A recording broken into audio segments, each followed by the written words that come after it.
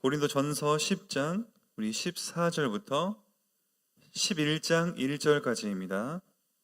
고린도전서 10장 14절에서 11장 1절까지입니다. 그런즉 내 사랑하는 자들아 우상 숭배하는 일을 피하라.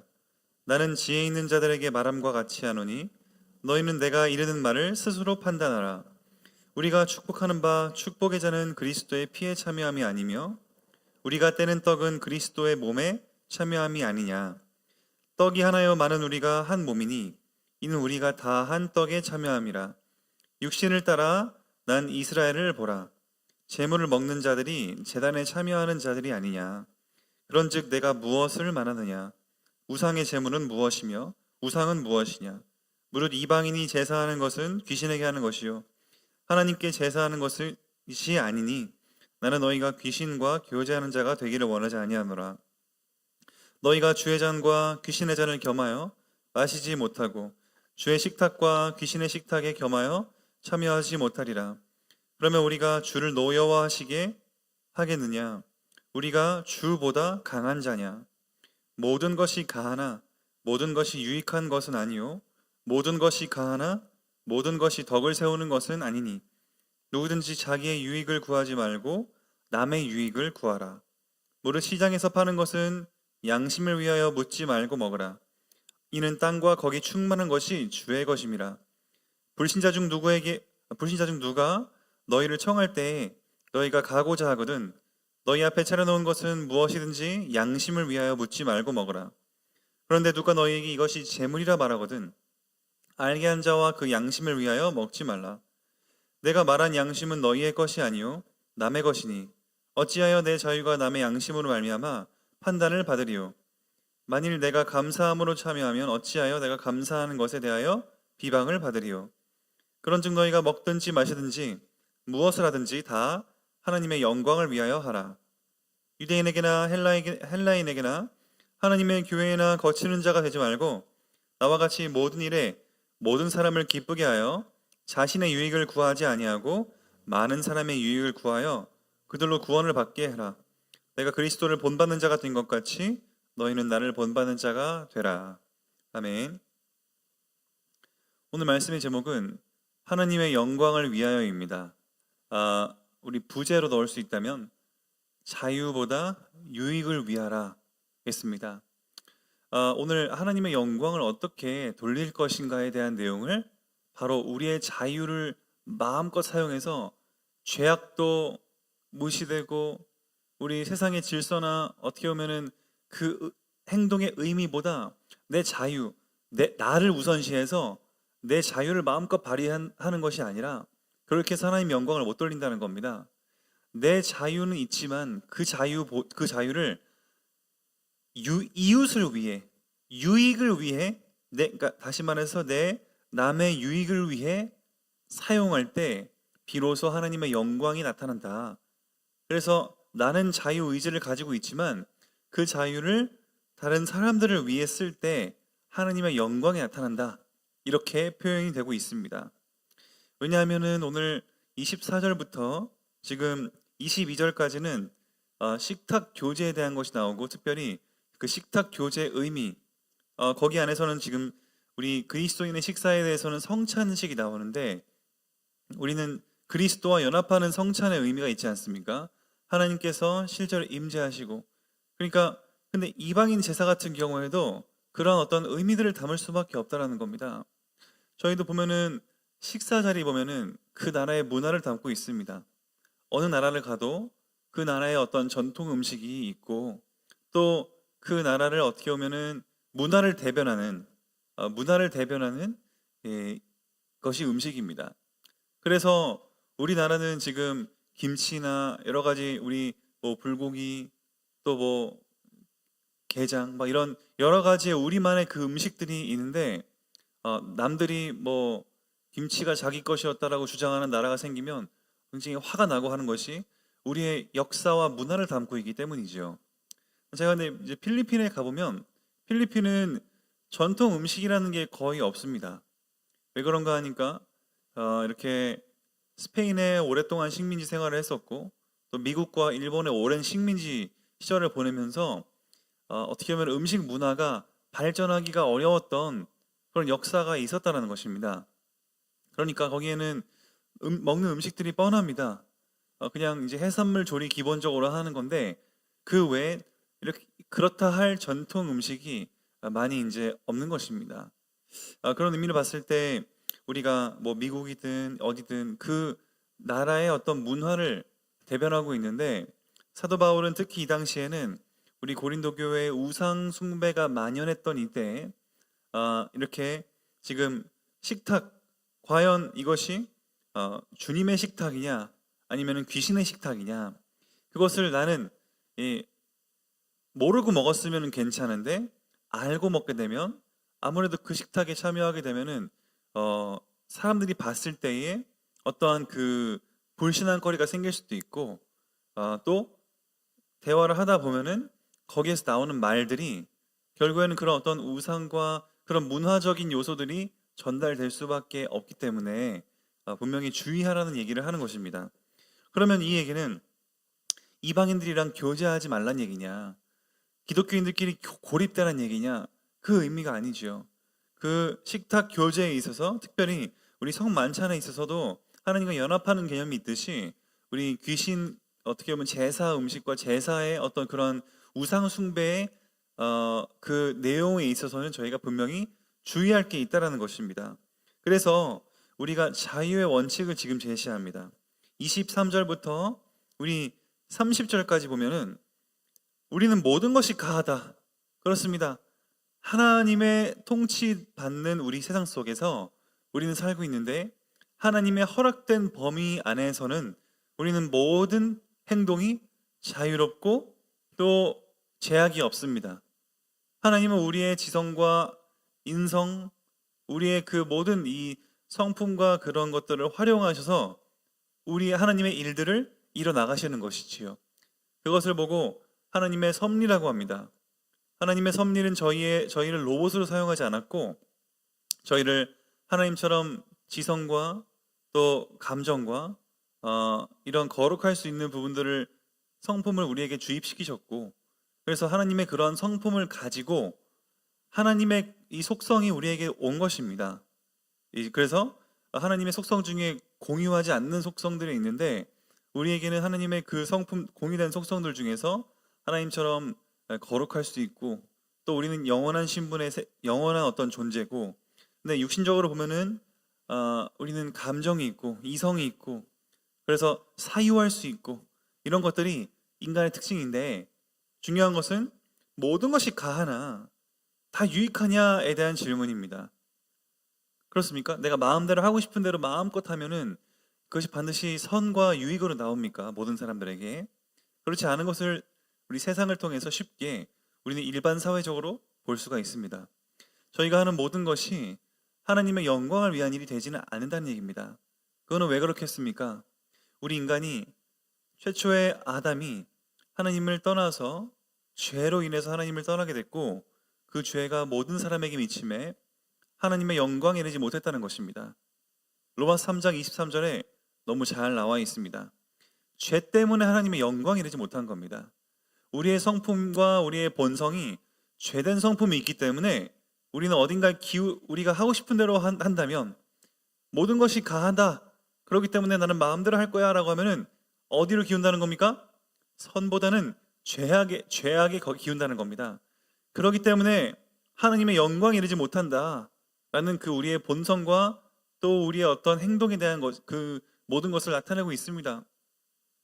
그래서 이렇게 얘기하고 있습니다. 모든 것이 가하나 모든 것이 유익한 것은 아니다. 그렇기 때문에 모든 것이 덕을 세우는 게 아니기 때문에 그럼 어떻게 해야겠는가? 우리의 자유의지를 24절에 자기의 유익을 구하지 말고 남의 유익을 구하라. 그럼 보십시오. 이건 어떻게 말하는 겁니까? 절제가 들어있고 또 우리 하는 모든 행동에 단순히 우리가 동물적으로 그냥 뭐 내가 원하는 본능적으로 동물처럼 적이 보이면 피하고 또 어떻게 하면은 이 뭐 위급한 상황 속에는 이렇게 행동하고 하는 그게 아니라 남들의 유익을 위해서 생각하고 이성을 통해서 이것이 과연 하나님의 영광이 되는지 아닌지를 우리가 분별해 사용할 수 있는 그것을 얘기하고 있는 겁니다. 그래서 뭐라고 나와 있습니까? 25절에 시장에서 파는 것은, 시장에서 뭔 물건 팔고 있는데 뭔 의미 부여가 있습니까? 그냥 갖다 파는 거지, 그렇죠? 그러니까 시장에서 파는 거는 그냥 묻지 말고 먹어라. 왜냐하면 이는 땅과 거기 충만한 것이 다 주의 것입니다. 근데 중요한 것은 누가 우리를 초청을 할 때, 초청을 한다는 것은 그 초청을 하는 사람이 뭔가 의미를 담고 더 신중하게 섬기는 거 아닙니까? 그때 이렇게 두 가지 얘기를 합니다. 만약에 너희가 갈 때에는 앞에 차려놓은 음식을 무엇이든지 양심을 위해서 묻지 말고 먹으라.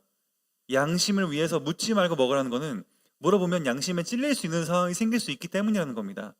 이게 뭐 제사 음식이냐 아니냐. 그러면 자 보십시오. 제사 음식, 하나님이 지금 말씀하실 때 제사 음식인지 아닌지 그 음식 자체에 악의 성품이 있다는 겁니까? 아니죠. 모르면 그냥 먹어라 이겁니다. 모르면, 그리고 서로 얘기하지 않았으면 그냥 기쁜 마음으로 먹어라. 그게 하나님께 영광이 되는 것이다. 근데 만약에 28절에 누가 너에게 이것이 죄물이다 이렇게 말하거든, 알게 한 자와 그 양심을 위해서 먹지 말아라. 그 사람은 그냥 맛있게 음식 차려줬으면 맛있게 먹고 교제하고 나가면 되는데, 그 사람이 자 이거 제사 음식입니다. 그러면은 거기에 벌써 이 우상 숭배나 그 당시에만 생각하셔도 우상 숭배와 여러 가지 그 의미 부여가 됐기 때문에 그렇게 얘기하는 거 아니겠습니까?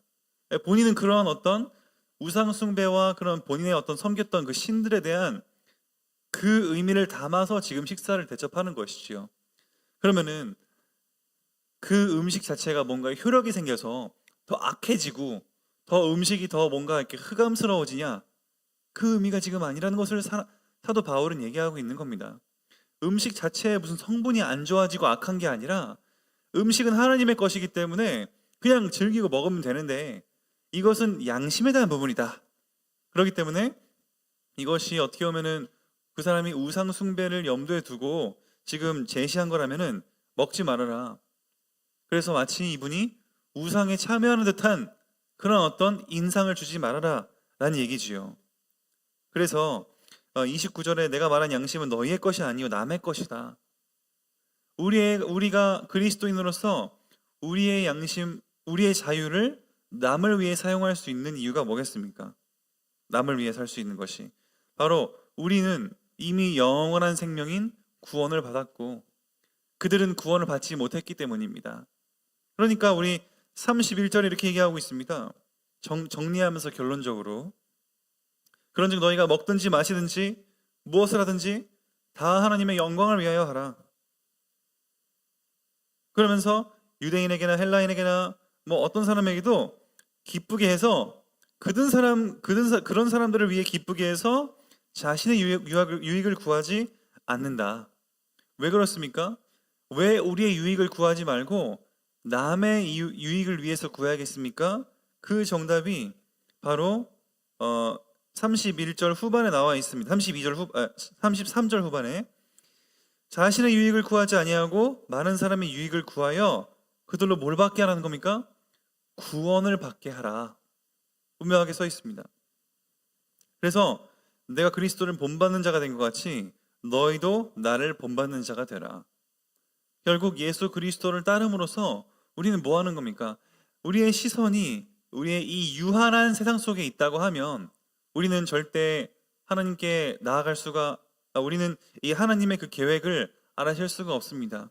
이 유한한 세상 속에 우리의 어떤 실리를 따지고 있다면 우리에게는 은혜가 안 될 것이고 또 우리에게는 이 어떤 하나하나의 행동이 지금 이 땅에서의 내 유익을 놓치지 않기 위해 우리는 절대 손해보지 않으려고 할 것입니다. 그러나 그리스도인의 어떤 이 자세는 바로 하나님의 영광을 위해서, 또 다른 말로 그들의 구원을 위해서라면 우리는 기꺼이 양보하고 용서할 수가 있다는 것이죠. 그리고 특히 우리의 행동에 있어서 더 조심하고 우리가 참을 수도 있다는 거겠습니다. 그 절제가 바로 하나님의 영광을 나타내고 그들로 하여금 하나님의 영광을 맛보고 구원을 받을 수가 있다면 그것만큼 가치 있는 게 어디 있겠냐. 그것만큼 내 자유를 모든 것이 가하나 내가 절제함으로써 모든 이들에게 덕이 되는 행동이 아니겠는가. 그거 조금 손해 안 보겠다고 하나님의 구원을 이룰 수 있는 하나님의 영광을 나타내는 것을 우리가 가릴 수가 있다는 것입니다. 그래서 하나님은 뭐 저희가 어떻게 행동하든 간에 하나님은 무조건 이 하나님께서 우리를 로봇으로 조정하셔가지고 선한 일로만 계획하시지는 않습니다. 우리가 우리의 악한 성품이 또 우리의 어떤 타락한 본성이 드러날 때면 하나님이 이미 그걸 아셨기 때문에 그 상황 속에서 다음으로 미루시던가 뭔가 그 다음에 더 좋은 계획을 갖고 계신 겁니다. 하나님은 그렇게 활용하시는 거지, 내가 아무렇게나 행동해도 하나님은 하나님의 어떤 일을 하기 때문에 나는 괜찮아 막 할 거야는 굉장히 잘못된 우리는 신앙이라고 볼 수가 있습니다. 그래서 저희는 오늘도 우리가 모든 것이 가하고 행동을 우리가 자유로운 범위 안에 주님의 허락된 상황 속에서 자유롭게 할 수 있지만 과연 우리는 그것을 주님의 영광을 위해 사용을 하는가? 오늘도 우리가 복음 때문에, 사람들의 생명 때문에 우리는 이 우리의 자유의지를 유익하게 사용하시길 바랍니다. 그 유익이 내 유익이 아니요 하나님의 유익을 위해 사용하시길 바랍니다. 그럴 때 우리는 이 유한한 세상을 넘어서 영원한 세상을 가지고 있지만 그들은 이 땅 이것이 아니면 심판의 길밖에 없기 때문에 우리는 그분들을 불쌍히 여기고 그분들에게 이 영광에 참여할 수 있도록 우리는 마땅한 행동과 표현들을 해야 될 줄을 믿습니다. 오늘 하루도 우리의 모든 행동이 하나님의 영광을 위함이요 그것은 곧 남의 유익을 위한 일임을 아시고 우리 하는 모든 행동이 그들로 구원에 이르게 할 수 있는 그러한 아름다운 행동들이 아름다운 그리스도인의 어떤 우리의 삶이 되실 수 있도록 예수 그리스도 이름으로 축복드립니다. 기도하겠습니다. 살아계신 하나님 감사합니다. 우리가 하나님의 영광을 위해 사는 것은 바로 우리의 자유를 억제하고 하나님의 남들의 유익을 위해 할 때 바로 하나님의 영광이 드러나고 그들로 구원에 이르게 할 수 있는 하나님의 계획을 볼 수 있는 줄 믿습니다. 우리가 우리의 어떤 자유로움과 우리의 어떤 유익 때문에 하나님의 영광을 가리지 않게 하시고 하나님의 영광이 이르도록 많은 사람들을 불쌍히 여기고 그들을 향한 애통하는 마음이 회복되게 해주시옵소서. 하나님의 영광을 위한 우리의 인생이 정말로 사람들에게 드러나게 해주시옵소서. 예수 그리스도의 이름으로 감사하며 기도드립니다. 아멘.